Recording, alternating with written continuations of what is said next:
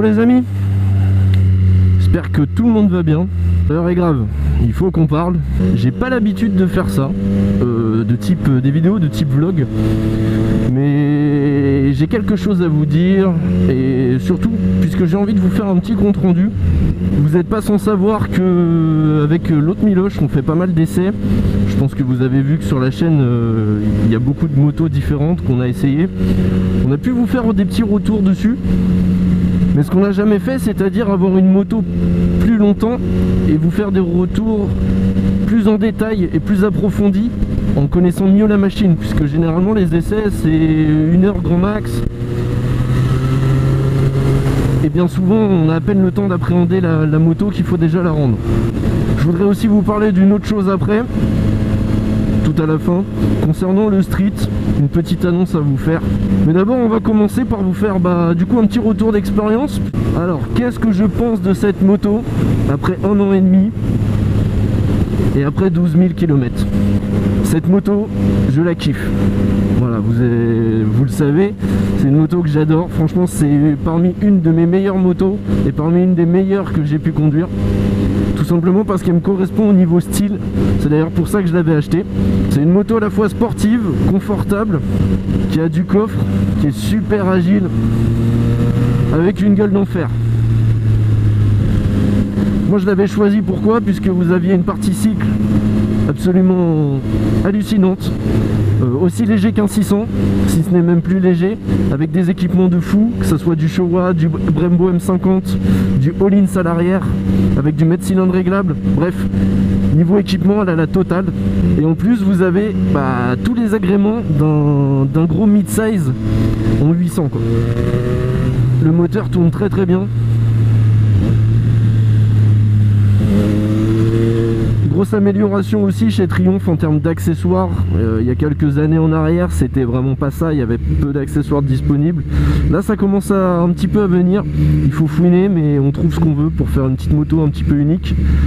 Autrement sur ces 12 000 km j'ai tout fait, hein. J'ai fait de la ville, j'ai fait de la campagne, j'ai fait de la route, j'ai fait un peu d'autoroute, on est allé en Auvergne, on est allé dans le sud avec. Bilan ultra positif puisque déjà au niveau des retours, c'est une moto qui est neuve.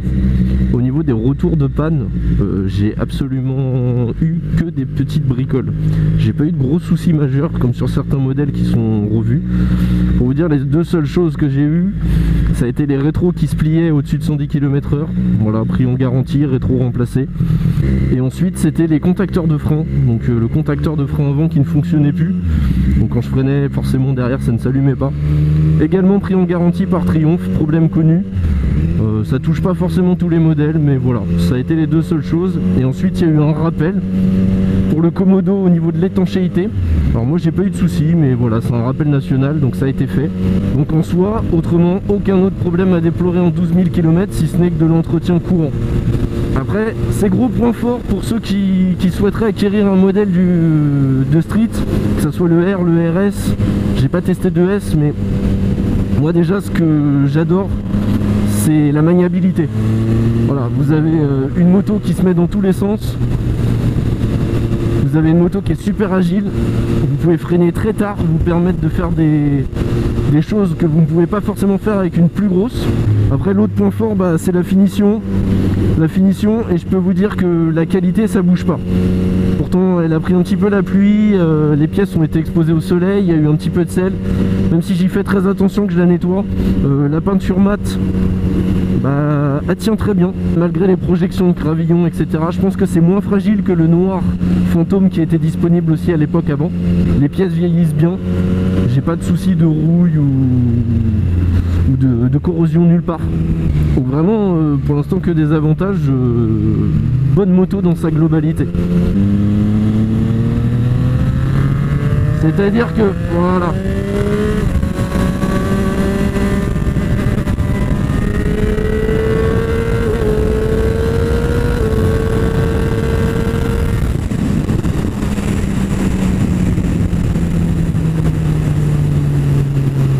Voilà ce que je veux dire, c'est que ça vous offre en bas suffisamment de couple pour rouler tranquillement et une bonne allonge pour vous permettre de vous faire plaisir. Donc c'est très agréable de pouvoir cruiser à 50 à l'heure en 6ème sans avoir la moto qui secoue, sans devoir jouer sans arrêt de l'embrayage. C'est vraiment le gros point fort de cette moto et du 3 cylindres et des 4 cylindres en général, c'est ce que j'apprécie dessus. Après l'autre point fort, ça a été du coup tout ce qui est consommation. Je m'attendais à avoir vraiment une moto qui consommait plus. Si je roule à peu près normalement, je tourne entre 200 et 240 km en roulant vraiment partout, c'est-à-dire fort, moins fort, avec les temps de chauffe intégrés. Et en roulant à l'économie, avec la réserve, il y a moyen de frôler le 300 km. Donc c'est vraiment très correct pour une moto avec un réservoir qui n'est pas disproportionné. L'autre point positif aussi, la qualité du freinage, on en avait parlé lors de l'essai, mais c'est juste ouf. Enfin, vous prenez les freins, ça pile quoi. L'ABS là il s'est même pas déclenché, j'ai pas de déclenchement intempestif. Bref, vous pouvez en plus régler vos leviers dans tous les sens, régler le mètre cylindre. C'est vraiment un gros confort, les M50, voilà, c'est vu revu, il n'y a plus de preuves à faire. L'électronique aussi, concernant la Street. Les peu de fois où il est intervenu, personnellement je ne l'ai pas senti. D'ailleurs des fois même je le remarque sur des vidéos que le traction control clignote. Mais j'ai pas la sensation que la moto coupe net, j'ai pas d'intervention parasite qui font que ça me perturbe. À savoir aussi que tout est déconnectable, donc c'est un gros point, sachant que sur toutes les motos c'est pas forcément le cas. Et ensuite c'est une moto moi que j'adore dans sa ligne, dans sa globalité. C'est indémodable un Street, vous en croisez un même des années 2000, vous le trouvez super joli parce que c'est une ligne intemporelle. Moi le Street m'a fait rêver, me fait kiffer. C'est une excellente moto. Maintenant, si on devait passer au point faible que j'ai relevé actuellement, alors il y en a plusieurs. Tout d'abord, ça concerne vraiment aussi le moteur. Il y a un point fort, mais il y a aussi le point faible. C'est-à-dire que en jouant la carte de la longe, vous avez quand même vachement perdu en couple en bas. Alors je m'explique. Perdre du couple, effectivement, par rapport au 675, ce n'est pas le cas, puisqu'on l'a vu que sur les courbes de puissance, il y a toujours plus de couple qu'un 675. Mais je trouve que l'agrément moteur et le comportement se rapprochent plus d'un 4 cylindres. Vous êtes plus obligé de tirer dans les tours. Voilà, en fait, la zone où ça tracte, c'est 8000 tours, quoi. En dessous, ça marche, il y a un petit peu de coffre, mais c'est pas non plus exceptionnel. Vous n'allez pas avoir cette claque. Le Speed a beaucoup plus de couple, forcément, vous allez me dire c'est un 1000 cm3, etc. Mais il offre plus cette élasticité et cette vraie personnalité du 3 cylindres. Alors certains me diront oui, mais la R a plus de couple et plus étagé, il fallait prendre la R pour un usage routier. J'ai essayé la R, non, c'est imperceptible, c'est pas vrai. Effectivement, il y a un chouille de couple plus tôt, et là avec la prépa, je peux vous dire que c'est beaucoup plus coupleux que même un R, et pour moi ça reste assez léger. Alors ça tracte, il n'y a pas de souci, pour vous faire plaisir, pour perdre votre permis, tout ce que vous voulez, il n'y a pas de souci. Sur piste c'est super efficace. Maintenant, il en manque un peu quand même. Quand vous dites que vous frôlez les 130 chevaux, je trouve qu'il en manque un peu. Donc ça c'est le premier défaut que j'ai relevé. Donc le deuxième défaut, si on peut vraiment appeler ça un défaut, c'est un petit peu en corrélation avec l'essence de la moto, c'est le confort. Je me suis retrouvé à descendre donc du coup à Toulon pour aller faire la préparation en moto. Donc j'ai enquillé les 900 km sur la moto dans la même journée. Effectivement le confort, même après déjà 200 km, avec la selle d'origine on a mal aux fesses. La position de conduite est agréable, mais la position sur la selle, plus la selle qui glisse un peu, font qu'au bout d'un moment vous avez vraiment mal aux fesses, quoi. Donc on le sait parce que c'est une moto un petit peu à vocation sportive, mais malgré ça, voilà, s'il y avait un poil de confort en plus, ça serait l'idéal. Ça permettrait une plus grosse polyvalence. Troisième défaut, mais on le sait aussi, puisque c'est proportionnel aussi à la marque, à la moto. Triumph est un constructeur dit premium, hein, forcément vous payez les motos plus chères. Et le prix de la moto, qui est quand même assez conséquent pour un roadster, mais c'est surtout les entretiens et les révisions.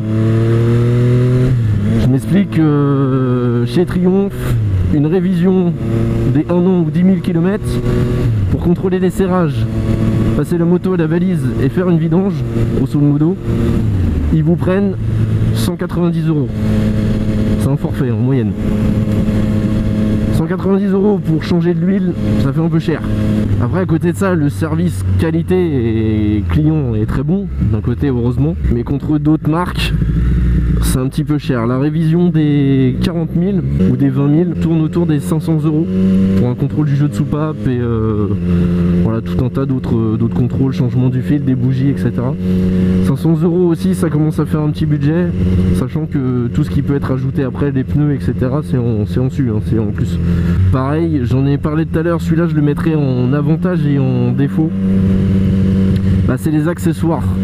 Alors oui, vous avez des accessoires de plus en plus disponibles, vous avez de plus en plus de choses pour personnaliser votre moto, pour l'améliorer. Maintenant, soit il faut prendre du Triumph pour avoir de la qualité et pas de surprise, soit il faut taper dans des choses haut de gamme, donc c'est-à-dire du Evotech, c'est-à-dire du sur-mesure en termes de carbone, voilà. Donc vous allez mettre le prix, parce que clairement si vous montez des daubes, déjà il n'y a pas grand-chose de disponible, et en plus de ça, la qualité n'est pas au rendez-vous. La moindre chose que vous voulez monter en Triumph, je prends l'exemple des clignotants, la paire de clignotants c'est 90 €, c'est quasiment le prix, ou c'est même le même prix que des Rizoma.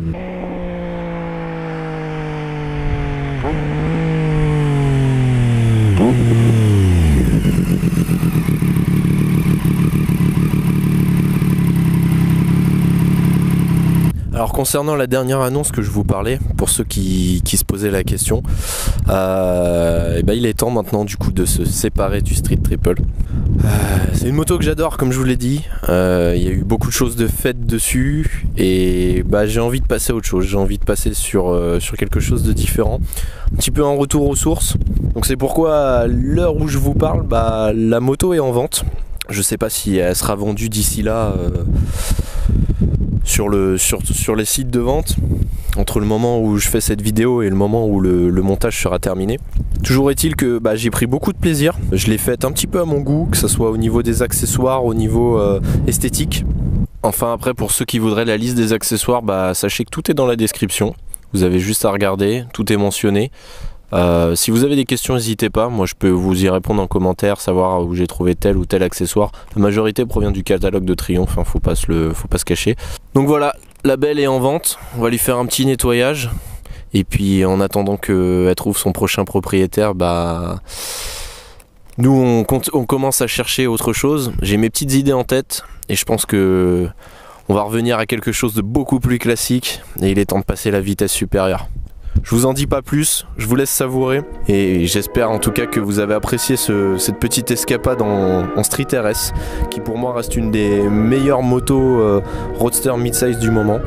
Donc si vous avez l'opportunité d'en essayer une ou d'en posséder une, voilà, foncez, c'est une super bécane. Allez, sur ce, je vous laisse les amis, ciao.